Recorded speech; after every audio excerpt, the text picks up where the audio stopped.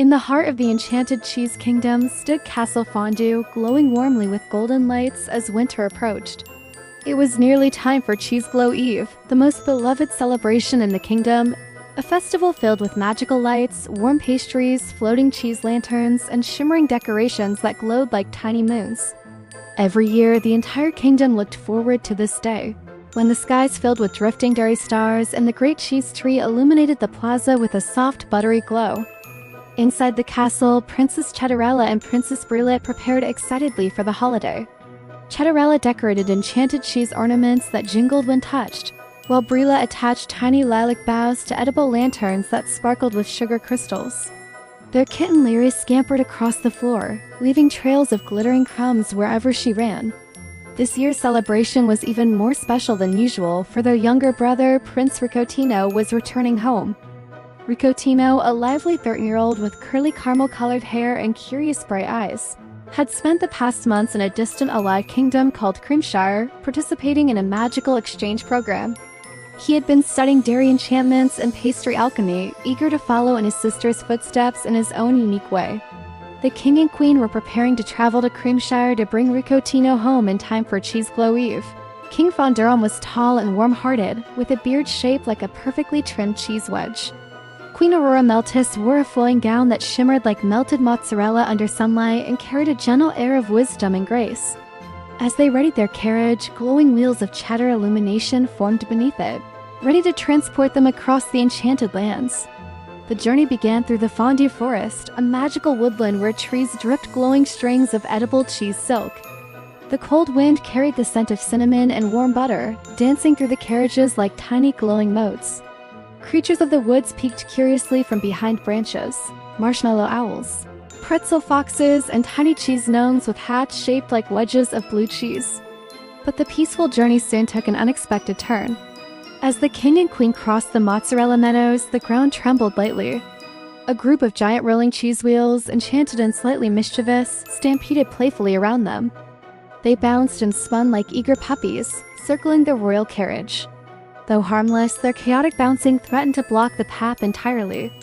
Queen Aurora-Meltis, with a soft wave of her hand, summoned a melody of calming magic. The enchanted wheels slowed, glowing gently and aligning themselves neatly on the sides of the meadow, forming a natural passage for the carriage to continue. King Fonduron chuckled, complimenting his wife's gentle mastery of dairy magic. Eventually, they reached Creamshire, a kingdom known for its pastel-colored houses shaped like pastries, swirling cream fountains, and streets lined with vanilla-scented lanterns. Prince Ricottino rushed toward his parents, carrying a small enchanted satchel filled with projects he had worked on during his studies. His eyes sparkled with excitement as he jumped into a warm embrace.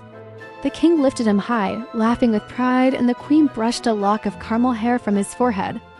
They set off together toward Castle Fondue, but halfway through the journey, a mysterious fog rolled in across the cauliflower cloud valley. This fog was known among travelers as the puff mist, a magical mist that gently disguised pathways and played small tricks on anyone passing through.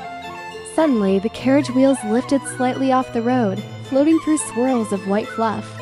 The king tightened the reins, and the queen created a glowing cheese beacon to guide their way. From within the mist emerged floating creatures called puff sprites, tiny beings shaped like airy buns with sparkling eyes. They danced around the royal carriage in playful circles. Ricottino reached out, fascinated by the glowing sprites, and one of them playfully tapped his nose, leaving a puff of glitter behind. The sprites seemed harmless, but they enjoyed leading travelers in circles unless given a proper greeting.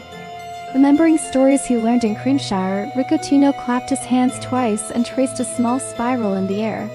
The puff sprites responded by forming a glowing pathway of swirling lights.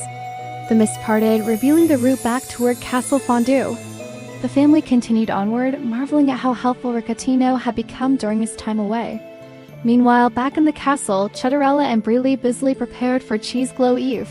Cheddarella organized trays of magical pastries while Brielette tested inventions to help decorate the great cheese tree. At one point, Brielette created a device that launched cheese sparkles into the air, but it exploded gently into a cloud of Parmesan dust that covered the room, causing Lyra to sneeze tiny sparks of light. Just as the princesses finished decorating, the royal carriage finally arrived. Cheddarella ran through the glowing halls, her cape trailing behind her, and Brielette, her lilac dress flowing softly, followed eagerly. They welcomed Ricottino with joyful embraces, and Larry climbed onto his shoulder, purring loudly. As the family reunited, preparations for the celebration continued. The CheeseGlow Eve ceremony included lighting edible lanterns, placing glowing cheese moons across the towers, and unveiling a spectacular magical display above the great cheese tree in the plaza. The kingdom gathered near the tree, which stood adorned with golden cheese curls, shimmering fondue ribbons, and ornaments shaped like miniature pastries. But another twist awaited them. As the king attempted to place the final glowing cheese star atop the great cheese tree, a gust of enchanted wind swept across the plaza. The star floated off his hands and zoomed upward, joining the night sky. Suddenly, the entire sky responded, glowing with brilliant yellow and orange lights. Tiny floating cheese stars formed patterns, creating images of the royal family, smiling creatures, and dancing enchanted foods. The crowd gasped in wonder. This unexpected magical reaction came from Brielette's everlasting melt invention earlier that week. A small amount of residual magic still floated around the kingdom, and combined with the CheeseGlow Eve energy, it created a magnificent life-filled sky of cheese constellations. The king and queen embraced proudly as the princesses laughed and danced beneath the glowing spectacle. Ricottino clapped in delight, watching the sky paint magical scenes of their adventures. The entire kingdom joined in, singing the CheeseGlow Eve melody, a traditional tune that filled the air with warm harmony and gentle magic. Food stands opened, offering warm cheese pastries, glowing fondue cups, buttery breads, enchanted soups, and sparkling desserts. The people of the Cheese Kingdom celebrated long into the night. Floating lanterns drifted through the sky, each shaped like a cheese moon and leaving glittering trails in the air.